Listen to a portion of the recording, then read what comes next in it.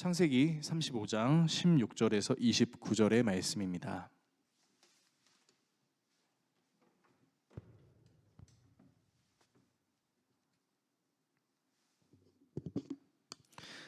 구약성경 54페이지 내지는 55페이지에 있습니다.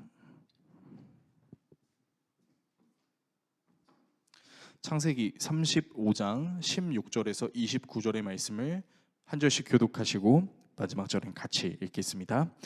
그들이 베델에서 길을 떠나 에브랏에 이르기까지 얼마간 거리를 둔 곳에서 라헬이 해산하게 되어 심히 고생하여 그가 난산할 즈음에 산파가 그에게 이르되 두려워하지 말라 지금 내가 또 등남하느니라 하매 그가 죽게 되어 그의 혼이 떠나려 할 때 아들의 이름을 베노니라 불렀으나 그의 아버지는 그를 베냐민이라 불렀더라. 라헬이 죽음에 에브랏 곧 베들레헴 길에 장사되었고 야곱이 라헬의 묘에 비를 세웠더니 지금까지 라헬의 묘비라 일컫더라. 이스라엘이 다시 길을 떠나 에델 망대를 지나 장막을 쳤더라. 이스라엘이 그 땅에 거주할 때 르우벤이 가서 그 아버지의 첩 비라와 동침함에 이스라엘이 이를 들었더라. 야곱의 아들은 12이라. 레아의 아들들은 야곱의 장자 르우벤과 그 다음 시몬과 레위와 유다와 이사갈과 스불론이요. 라헬의 아들들은 요셉과 베냐민이며 라헬의 여종 비라의 아들들은 단과 납달리요. 레아의 여종 실바의 아들들은 갓과 아셀이니 이들은 야곱의 아들들이요 밧단 아람에서 그에게 낳은 자더라. 야곱이 기럇 아르바에 마므레로 가서 그의 아버지 이삭에게 이르렀으니 기럇 아르바는 곧 아브라함과 이삭이 거류하던 헤브론이더라. 이삭의 나이가 180세라. 같이 읽습니다. 이삭이 나이가 많고 늙어 기운이 다함에 죽어 자기 열조에게로 돌아가니 그의 아들 에서와 야곱이 그를 장사하였더라. 아멘. 오늘 여러분과 함께 창세기 강의 50번째 시간 라헬의 죽음, 르우벤의 동침이라는 주제로 하나님의 말씀 나누도록 하겠습니다. 교회를 제법 다녀보신 적이 있으신 성도님들은 적어도 한 번 이상은 경험해 봤을 만한 일이 있는데요. 어떤 것이냐면 바로 예배를 잘 드리고 은혜가 충만한 마음으로 교회 문 밖을 열어서 나갔다가 엉뚱한 일 내지는 기분이 나쁜 일을 겪음으로 은혜가 충만했던 마음이 순식간에 사라지는 느낌입니다. 혹시 여러분들은 이런 느낌을 경험해 보신 적이 있으신가요? 예를 들어 설명하자면 이런 것입니다. 정해진 예배 시간에 출석해서 서로를 축복하는 찬양을 했습니다. 그리고 이웃을 내 몸과 같이 사랑하라는 그 하나님의 말씀을 듣고 그렇게 살게 해달라고 열심히 기도를 하면서 이제 교회 문 밖을 나가는 거예요. 그러면서 다짐하는 거죠. 이제는 내가 진짜 내 이웃을 좀 사랑하고 하나님께서 기뻐하실 만한 삶을 살아야지 라고 다짐하고 자동차에 시동을 거는 겁니다. 그리고 이제 교회를 나가서 운전을 하자마자 앞 차선에 한 차가 깜빡이도 켜지 않고 획 들어오는 겁니다. 그리고 나도 모르게 그 차를 향해서 들리지 않게 마음속으로 육두문자를 날렸던 적 여러분은 혹시 없으신가요? 저는 굉장히 많이 그랬던 것 같습니다. 그래서 하나님 감사합니다. 하나님 정말 그 뜻대로 살겠습니다라고 얘기해놓고 교회 문 밖을 나가서 마치 언제 내가 그랬냐는 듯이 악한 모습으로 순식간에 돌변하는 모습 여러분은 어떠신가요? 그리스도인뿐 아니라 비그리스도인들도 좀 더 나은 삶을 살기 위한 결심을 한 다음에 그 결심을 하자마자 그 결심이 정말 무용지물이 되는 것 같은 상황을 경험하는 이런 일들이요, 그리스도인이든 비그리스도인들이든 되게 비일비재하게 일어나곤 합니다. 그래서 어떤 사람들은 굉장히 행복하고 안정적인 삶을 살고 있을 때 이 삶이 언제 무너질지 모르겠다라는 불안과 염려로 이제 두려움에 떨기도 하는 경우도 있습니다. 오늘 우리가 함께 읽은 본문에도 이와 비슷한 일들이 일어납니다. 여러분, 야곱은 자신의 할아버지 아브라함과 아버지 이삭이 받았던 약속을 동일하게 받습니다. 그리고 하나님께서 내 인생을 책임져 주신다, 나 대신에 싸워주신다라는 이스라엘이라는 새로운 이름을 받습니다. 그리고 이제 하나님께서 말씀하셨던 그 땅 베델로 도달하죠. 근데 그렇게 기쁜 일이 있은 지도 얼마 되지 않은 때에 베델에서 에브랏 베들레헴으로 가는 길에 자신이 너무나 사랑했던 아내 라헬이 그만 출산 중에 죽음을 맞이합니다. 그리고 라헬이 사망한 지 얼마 되지 않아 자신의 첫째 아들인 르우벤이 라헬의 몸종이자 자신의 첩이었던 빌하와 성관계를 하는 일이 일어납니다. 하나님께서 주신 그 기쁨이, 그 은혜가 얼마 되지도 않아서 마치 이 은혜가 순식간에 나락으로 떨어지는 것 같은 느낌을 받는 사건이 무려 두 사건이나 일어나게 된 것이죠. 라헬의 죽음, 그리고 르우벤의 동침, 이 사건들이 우리에게 의미하고 있는 바가 무엇인지에 대해서 함께 나누고 기도하는 시간을 가지려고 합니다. 먼저 라헬이 어떤 사람이었는지 좀 살펴보겠습니다. 여러분, 라헬은요, 야곱이 너무 사랑하는 사람이었어요. 그래서 야곱이 이 라헬을 얻기 위해서 자그마치 14년을 일을 하죠. 그래서 그 14년 동안 일을 하면서 야곱에게는 레아와 라헬이라는 두 아내와 이제 실바와 빌하라는 첩이 생기게 됩니다. 그러면서 의도치 않게, 아니 어쩌면 굉장히 의도된 것 같은 모습으로 이 아내들의 출산 경쟁이 일어나죠.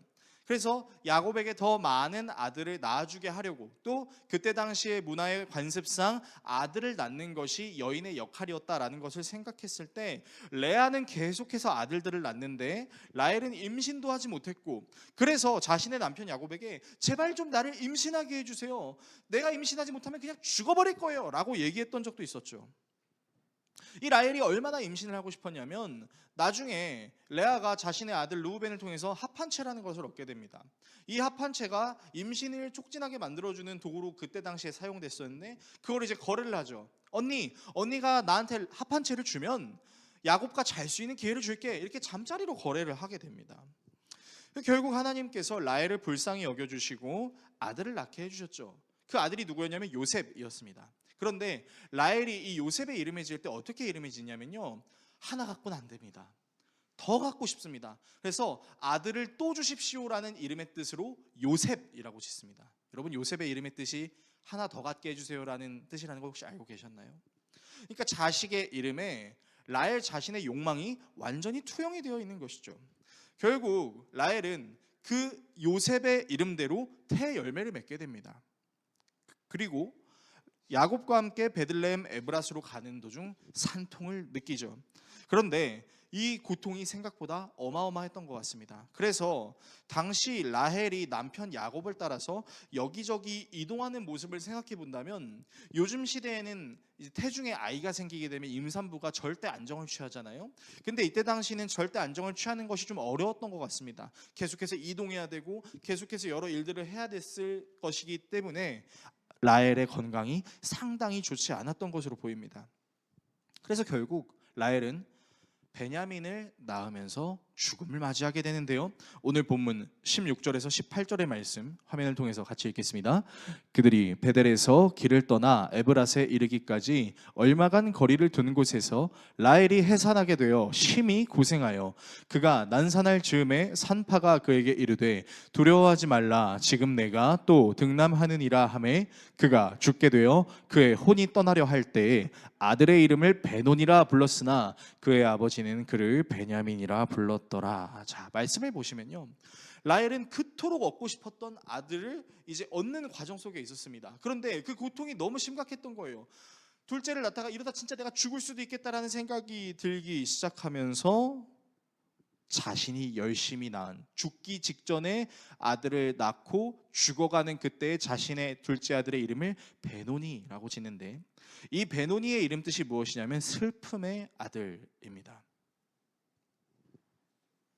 그러니까 요셉의 이름처럼 하나 더 얻고 아들 하나를 더 얻음으로써 자신의 정체성을 더욱 확고히 하려고 했던 그 라헬이 자신의 소원대로 자식을 더 낳게 되었지만 자신이 죽게 되니까 아들의 이름을 어떻게 지어요? 슬픔의 아들, 완전히 저주의 아들인 것처럼 짓는 거예요.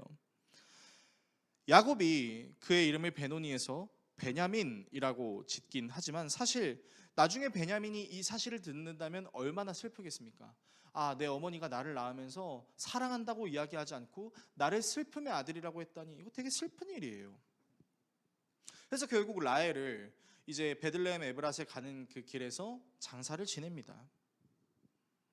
하나님의 약속을 받고 약속의 땅에 도달하고 자신의 사랑하는 아내로부터 새로운 아들을 얻은 기쁨의 순간을 즐길 새도 없이 야곱의 마음이 털썩 주저앉게 되는 거죠. 아내가 출산 때문에 사망한 것도 모자라 아내가 자기 자식의 이름을 슬픔의 아들로 지었을 때 성경에 기록되어 있진 않지만 우리가 감히 한번 상상을 해본다면 야곱의 마음은 정말 억장이 무너졌을 것과 같았을 것입니다. 그런데 이 슬픈 일이 여기에서 끝나지 않습니다. 야곱이 다시 길을 떠나서 에델 망대 건너편에 장막을 치고 거기에 거주하고 있을 때 자신의 첫째 아들이었던 르우벤이 야곱의 첩이었던 그리고 라헬의 몸종이었던 비라와 성관계를 하는 것입니다. 오늘 본문 21절에서 22절의 말씀 역시 같이 함께 읽겠습니다. 이스라엘이 다시 길을 떠나서 에델 망대 건너편에 자리를 잡고 장막을 쳤다. 이스라엘이 바로 그 지역에 머물 때에 르우벤이 아버지의 첩 비라를 범하였는데 이스라엘에게 이 소식이 들어갔다. 야곱의 아들은 12이다. 여러분 말씀을 보시면요, 이게 얼마나 황당한 일인지 우리가 좀 알아볼 필요가 있어요. 여러분, 에델 망대 건너편에서 이제 장막을 치고 머무르고 있는데요, 자신의 아들이 자신의 아내와 잠을 잔 겁니다. 원어를 살펴보게 되면은 어떤 식으로 되어 있냐면요, 이 첩 비라와 르우벤이 상호 합의하에 성관계를 맺었다라고 해석할 수 있는 구조가 나옵니다. 그러니까 지금 르우벤이 자신의 또 다른 어머니가 될 수 있는 비라를 성폭행이나 강간을 한 것이 아니라 서로가 합의하에 성관계를 가졌다라는 거예요. 그런데 더 웃긴 건요, 지금 이 사실이 야곱의 귀에 들어갔다라는 거예요. 그럼 여러분 한번 생각해 봅시다. 어떻게 야곱의 귀에 들어갔을까요? 르우벤이 또 다른 자신의 어머니 비라와 함께 동침을 한 이 사실을 형제들이 알았을 겁니다. 뭐야? 어떻게 이런 일이 일어날 수 있어? 야곱의 가족들에게 헌신하는 종들도 그 얘기를 들었겠죠. 그리고 이 얘기가 흐르고 흘러서 누구에게로? 그때 족장이었던 야곱의 귀에까지 들어간 거예요. 아내를 잃은 슬픔에 잠겨있을 틈도 없이 자녀의 폐륜이 일어난 것입니다. 더욱 놀라운 사실은 여러분 말씀을 보시면요, 아버지의 첩과 장남이 성관계를 한 사실에 대해서 르우벤의 또 다른 형제들이 아무런 반응이 없었다는 겁니다. 여러분 한번 생각해 보십시오. 상식적으로 아버지에게 폐륜을 저지르는 형제를 다른 형제가 가만히 있는 게 말이 되나요? 여러분들에게 자녀가 있을 것입니다. 근데 그 여러분의 자녀가 폐륜을 저지르고 있는데 형제가 너 어떻게 아버지한테 그렇게 할 수 있어? 너 어떻게 어머니한테 그렇게 할 수 있어? 너 그렇게 행동하는 게 맞다고 생각해? 라고 말하는 게 상식이죠. 그런데 르우벤의 다른 형제들은 르우벤의 그런 행동에 아무 말도 하지 않은 것처럼 느껴집니다. 그런 이 상황을 통해서 우리가 한 가지 알 수 있는 것은 당시 장자가 가지고 있는 권한이 얼마나 컸다라는 것인지를 우리가 알 수 있어요. 우리 대한민국도 장자의 권한이 상당히 크잖아요. 그래서 장남의 축복이 있고 차남은 이제 장남만큼 누리지 못하는, 삼남은, 사남은, 또 그 이후의 자녀들은 첫째만큼 누리지 못하는 게 있잖아요, 우리나라에도. 그런데 이때 당시에는 더 심했다는 거예요. 장자는 나중에 아버지가 죽게 되면 그 유산을 2배를 물려받았습니다. 그리고 장자는 가문을 대표하는 존재로 자리매김을 했었죠. 그랬던 것을 우리가 생각한다면 르우벤이 이런 참혹한 폐륜을 저질렀음에도 불구하고 그가 장자라는 이유만으로 형제들에게 핀잔 내지는 항의를 듣지 않았다라는 것으로 우리가 해석할 수 있습니다. 그렇다면 왜 르우벤은 친어머니는 아니더라도 자신의 어머니 뻘이 될 수 있는 비라와 성관계를 한 것일까요? 성경의 정황을 살펴보면 우리가 쉽게 알 수 있는 사실은 아버지 야곱은 르우벤의 친어머니 레아보다 라헬을 더 사랑했다라는 사실을 알 수 있습니다.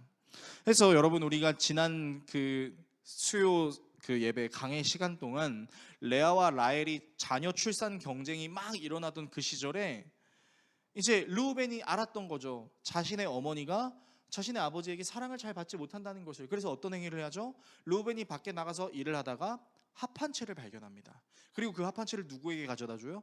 자신의 어머니 레아에게 갖다 주죠. 왜 갖다 준 걸까요? 어머니, 더 많은 아들을 낳으심으로 아버지께 사랑을 받으셨으면 좋겠습니다 라고 생각했던 게 르우벤의 마음이에요. 게다가 르우벤은 대놓고 자신의 아버지 야곱이 자신의 어머니 레아보다 라헬을, 그리고 레아의 자녀들보다 라헬의 자녀를 더 사랑했다라는 것을 실제적으로 경험했던 적이 있었습니다. 여러분, 그때가 언젠지 아세요? 바로 야곱이 에서를 만나게 되는 상황에서 그 현상이 벌어지게 되는데요. 당시 야곱은 에서를 만나러 가는 것이 두려워서 에서로 향하는 가족의 순서를 정했던 적이 있었습니다. 창세기 33장 1절에서 2절은 이렇게 이야기하는데요. 야곱이 고개를 들어보니 에서가 장정 400명을 거느리고 오고 있었다. 야곱은 아이들을 레아와 라헬과 두 여종에게 나눠서 맡기고 두 여종과 그들에게서 난 아이들은 맨 앞에 세우고 레아와 그에게서 난 아이들은 그 뒤에 세우고 라헬과 요셉은 맨 뒤에 세워서 따라오겠다. 여러분, 대놓고 차별하는 거죠. 두 여종과 그 아이들이 먼저 죽게 되면 다른 아이들이 도망할 수 있는 시간을 벌 수 있겠죠. 그래서 맨 뒤에 있는 아내와 자녀를 제일 사랑했죠. 누구요? 라헬과 요셉을요. 그러니까요, 여러분, 야곱의 장자는 요셉이 아니었어요. 르우벤이었습니다. 그런데 장자임에도 불구하고 장자의 대우를 받지 못하는 거예요. 자신의 어머니가 사랑을 받아야 함에도 자신의 어머니가 사랑을 받지 못하는 것을 보고 자랐던 르우벤의 마음이 어땠을까요? 맨날 내 어머니가 아버지의 사랑을 받지 못해서 자꾸만 자녀를 출산하려는 그런 모습을 보게 되고, 또한 자신도 장자임에도 불구하고 자신보다 훨씬 저 밑에 있는 동생 요셉을 더 사랑하는 그 모습을 보는 르우벤의 마음은 정말 뒤집혔을 겁니다.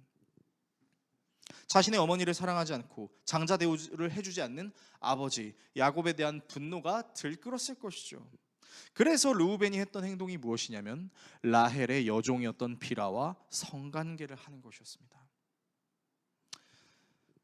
라헬이 죽었으니 야곱이 그 다음으로 더 사랑할 수 있는 존재가 빌하, 라헬의 여종으로 생각했던 것이죠. 라헬과 함께했던 여종이었기 때문에, 라헬과 늘 함께했던 그 여자였기 때문에 그 여자를 더 사랑할 것이라고 생각하고 자신이 그 라헬의 여종 빌하와 성관계를 한 것인데요. 여러분, 놀랍게도 자식이 첩과 성관계를 하는 행위는 사실 성경에 여러 번 등장합니다. 그리고 여러 번 등장할 때마다 나타나는 의미가 있어요. 그게 무엇이냐면 자식이 첩과 성관계를 함으로 아버지의 권위를 찬탈하는 것입니다. 이스라엘의 초대 왕이었던 사울이 죽고 나서 사울의 권위를 빼앗기 위해서 당시 이스라엘의 장군이었던 아브넬이 무슨 행위를 했냐면 사울의 첩과 동침을 했습니다. 다윗의 아들 압살롬이 다윗의 권위를 뺏기 위해 했던 것들은 다윗의 첩들을 모두 모아서 그녀들과 함께 잠을 잔 것입니다. 다윗의 넷째 아들 아도니아가 다윗의 권위를 뺏기 위해 하려고 했던 행위는 다윗의 첩 중 하나였던 수넴 여자 아비삭을 아내로 삼으려고 했던 행위입니다. 당시 고대 근동의 문화에서 아버지의 첩을 소유하거나 패배한 적의 왕의 첩을 소유하는 것은 상속권의 합법성을 부여하거나 계승을 승인하는 행위랑 똑같았어요. 따라서 르우벤은 지금 자신의 어머니뻘이 되는 이 빌하와의 성관계를 통해서 가장 야곱의 권리를 빼앗으려는 도전을 한 것이랑 똑같다라는 거예요. 사실 야곱의 가장에 대한 권위는 이미 무너지고 있었습니다. 우리가 지난번에도 살펴봤지만 이 야곱에게는 유일한 딸이 있었어요. 디나라는 딸이 있었죠. 근데 이 디나라는 딸이 이제 강간을 당하죠, 세겜에게. 그러니까 어떻게 합니까? 이 야곱의 아들들 중에 시몬과 레위가 하나님께서 주신 은혜의 방편인 할례를 이용해서 하나님께서 주신 은혜의 방편을 자기의 복수의 수단으로 삼아서 그걸로 이제 세겜 사람들을 다 할례하고 다 죽여버렸죠. 야곱이 어떻게 너희들이 그럴 수 있냐라고 하니까 뭐라고 합니까? 내 동생이 강간당하는 게 옳습니까? 수치를 당하는 게 옳아요! 하고 아버지한테 따지죠. 이미 야곱의 그 가장의 권위는 무너지고 있었어요. 근데 이 상태에서 장자 르우벤이 첩과 동침을 한다? 이것은 거의 야곱의 가장의 권위를 무너뜨리는 정점이나 다름없는 일입니다. 그리고 창세기의 저자인 모세는 마치 의도라도 한 것처럼 이 일들을 기록한 다음에 무엇을 기록하냐면 오늘 우리가 읽은 것처럼 야곱의 아들들에 대한 명단을 기록합니다. 왜 명단을 기록했을까 생각해 보니까요, 여러분, 이 명단을 보면서 이 야곱의 가정사가 얼마나 참담한지를 우리가 확인할 수 있는 거예요. 생각해 볼까요? 여러분, 장자 르우벤은 아버지 야곱의 첫 비라와 성관계를 함으로 가장의 권위에 도전했습니다. 시몬과 레위는 아버지 야곱이 믿는 하나님의 할례를 복수의 수단으로 사용했어요. 요셉은 형들에게 미움을 받고 쫓겨나 미디안 상인에게 팔리고, 베냐민은 태어날 때부터 자신의 어머니에게 슬픔의 아들이라는 저주를 받습니다. 단과 납달리는 자신의 어머니 비라와 성관계를 한 르우벤을 어떻게 봤을까요? 아니, 어떻게 감히 내 어머니랑 성관계를 할 수 있어, 저 형은. 이거를 내가 어떻게 이해해야 돼? 그런 생각을 했겠죠. 그 외에 유다와 이사갈, 스불론, 단과 납달리도요, 이런 상황을 눈으로 보고 귀로 들었을 겁니다. 여러분, 진짜 야곱 가정사는요, 콩가루 집안이랑 똑같아요. 참혹하고 절대로 서로를 사랑할 수 없을 것만 같은 일들이 계속해서 일어납니다. 이렇게 야곱의 계보를 통해서, 그 아들들의 명단을 통해서 야곱의 가정사가 정말 다사다난했다는 것을 기록한 창세기의 저자 모세는 우여곡절 끝에 결국 야곱이 아버지 이삭에게 이르렀고 형 에서와 함께 아버지의 장사를 지냈다라는 사실을 기록함으로 여기서 야곱의 스토리는 마무리됩니다. 참 재밌는 것이, 하나님의 은혜를 받았고 약속을 받아서 굉장히 기분이 최상위권에 있을 것 같다가도 그 기분이 순식간에 나락으로 떨어질 만한 일이 있었지만, 결국 에서와 야곱이 서로 잘 화해를 해서 아버지 이삭을 장사 지낼 수 있는 관계로 또 나아갔다는 것을 보면요, 여러분, 우리는 참 신앙생활을 하면서 너무 행복하고 즐거웠다가도 도대체 이게 무슨 일이야, 왜 나한테 이런 일이 일어나지라는 생각이 들 정도로 힘든 일을 맞이할 수 있는 것이 신앙인의 삶이라는 것을 살펴볼 수 있다라는 것입니다. 설교를 정리하겠습니다. 오늘 본문은요, 우리에게 기쁜 일이 생겼다가도 갑작스레 슬픈 일이 생기기도 하고, 즐거운 일이 있다가도 힘든 일이 있지만 또 아름다운 결말로 인도되는 것처럼 느껴집니다. 그렇다면 오늘 본문을 우리는 어떻게 이해하고 어떻게 우리의 삶에 적용해야 될까요? 라헬은 안정이 필요한 임산부의 상태였습니다. 그러나 그녀는 안정을 취하기 힘든 상황에 계속 노출되고 결국 베냐민을 낳던 도중에 사망합니다.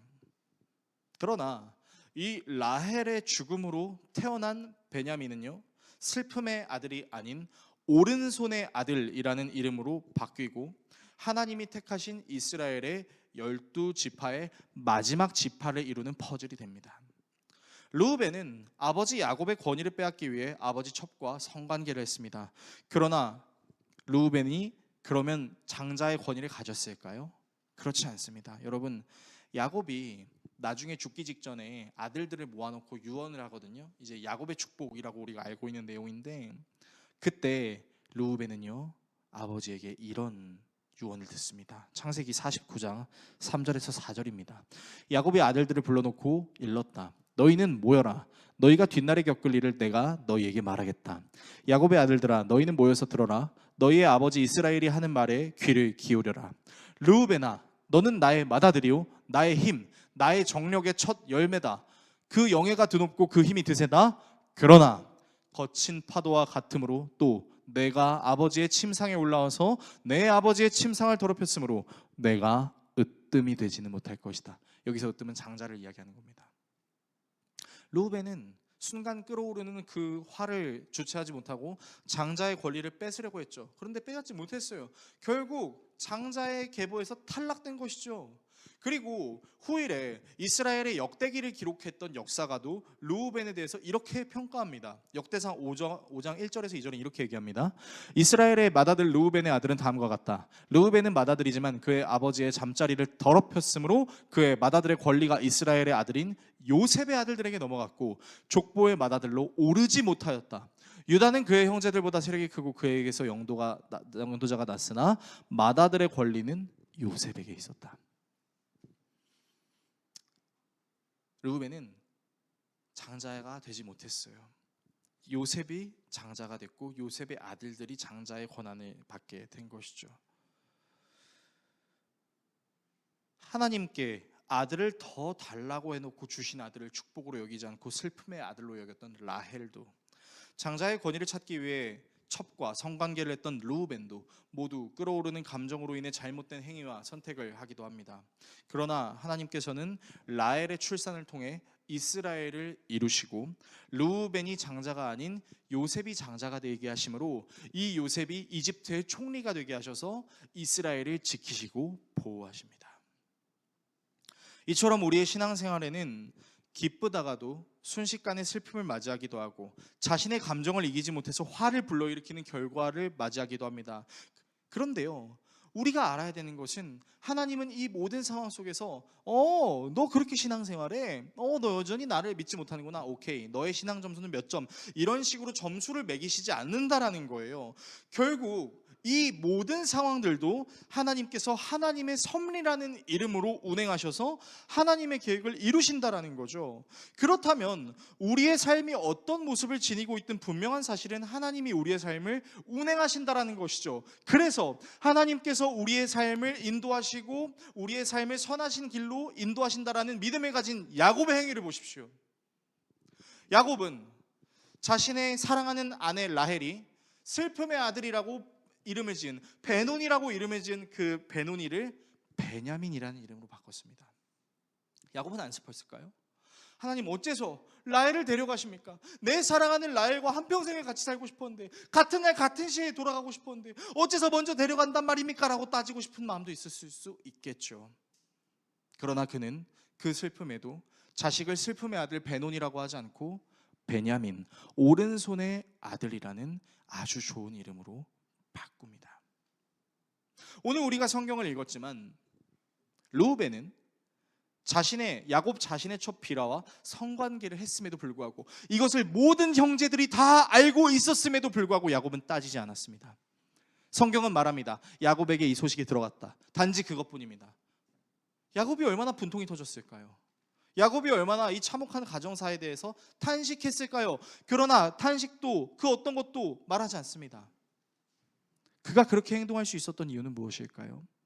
그는 이미 수십 년 동안 겪어왔던 모든 일들을 통해서 내게 기쁜 일이 일어나도, 내게 힘들고 어려운 일이 일어나도, 그럼에도 불구하고 모든 상황에 하나님은 함께 하셨고 모든 상황에 하나님은 약속한 것을 지키시고 약속하신 대로 행하신다라는 믿음이 있었기 때문에 야곱은 일희일비하지 않았습니다. 그래서 나중에 야곱이 자신의 아들 요셉의 인도함을 따라서 이집트로 가게 될 때 이제 이집트 왕 파라오한테 이렇게 얘기해요. 창세기 46장 정도에 나와 있는데, 제가 약 130여 년 동안 너무 힘들게 살았습니다 라고 얘기합니다. 근데 그 너무 힘든 삶 가운데에서도, 자식이 자신에게 폐륜을 저지르는 그 상황에서도 야곱이 동요하지 않을 수 있었던 이유는 나의 반석이시고 나의 산성 되신 하나님을 신뢰하는 믿음이 그에게 있었기 때문이라는 것이죠. 그렇다면 그 야곱의 믿음이 우리에게 주는 본이 무엇입니까? 여러분, 우리도 야곱과 같습니다. 여러분, 우리의 인생이 좋은 일만 일어나면 참 좋겠지만 정말 인생은 신기하게도 좋은 일이 일어나면 그에 마치 비례하는 것처럼 좋지 않은 일이 일어나는데, 그 타이밍도 너무 신기해요. 너무 좋았는데 갑작스럽게 너무 안 좋은 일이 일어나기도 합니다. 너무 안 좋은 일이 있었는데 갑자기 너무 좋은 일이 일어나기도 합니다. 그래서 우리의 삶에 하나님이 정말 살아서 역사하시는 것처럼 느껴지는 경우도 있고, 하나님 어찌하여 나를 버리십니까? 라고 말하고 싶은 상황과 환경도 주어지는 경우가 분명히 있습니다. 그런데 야곱은 끝까지 하나님의 약속을 믿고 끝까지 하나님의 인도하심에 따라가 자신의 할아버지, 자신의 아버지가 얻었던 약속, 내가 너를 통해 큰 민족을 이루고 너에게 큰 복을 주리라라는 그 약속의 주인공이 되었습니다. 그리고 그 약속의 주인공은 믿음의 선진들에서 끝이 나지 않았습니다. 바로 오늘 우리에게도 적용되는 것이죠. 무엇을 통해서요? 예수 그리스도의 십자가와 거룩한 보혈, 그리고 거룩한 부활하심을 통하여 아브라함이, 이삭이, 야곱이 경험했던 그 하나님이 나의 하나님, 나의 아빠, 아버지라는 사실을 우리가 확신할 수 있게 되는 것이고, 그 은혜가 우리에게 입혀진다면 우리 또한 야곱과 같이 모든 삶에 일희일비할 수 있는 순간에도 일희일비하지 않고 모든 것을 합력하여 선을 이루시는 그 주님을 신뢰할 수 있게 된다는 사실입니다. 그래서 여러분들께 권면합니다. 여러분, 제가 감히 어떻게 여러분들의 삶을 평가하겠습니까? 다만 하나님의 말씀을 따라 이렇게 권면하고 싶습니다. 일희일비하지 않으시는 여러분들의 신앙이 되기를 축복합니다. 좋은 일이 일어났다고 해서 방심하지도 않고 나쁜 일이 일어났다고 해서 하나님을 향한 믿음을 저버리는 것도 아닙니다. 여러분, 우리는 풍부한 상황에도 처할 수도 있고 비천에 처할 수도 있을 것입니다. 그러나 이 모든 것을 만족할 수 있는 이유는 사도 바울이 고백했던 것과 같이 내게 능력 주시는 자 안에서 나는 모든 것을 할 수 있습니다. 내게 능력 주시는 자 안에서 내가 모든 것을 할 수 있다라는 믿음을 갖고 있을 때 우리는 하나님께서 약속하신 계획과 섭리, 우리가 알거니와 하나님을 사랑하는 자 곧 그 뜻대로 부르심을 입은 자들에게는 모든 것이 합력하여 선을 이룬다는 사실을 경험하게 될 것입니다. 이 사실을 기억하심으로 저와 여러분이 흔들리지 않는, 좌지우지 아니하는, 흔들렸어도 다시 주님만이 주실 수 있는 그 평안을 사모하는 마음으로 오직 주님만이 나의 반석이십니다, 오직 주님만이 나의 산성이십니다라고 고백할 수 있는 저와 여러분 모두가 될 수 있기를 예수 그리스도의 이름으로 축원합니다.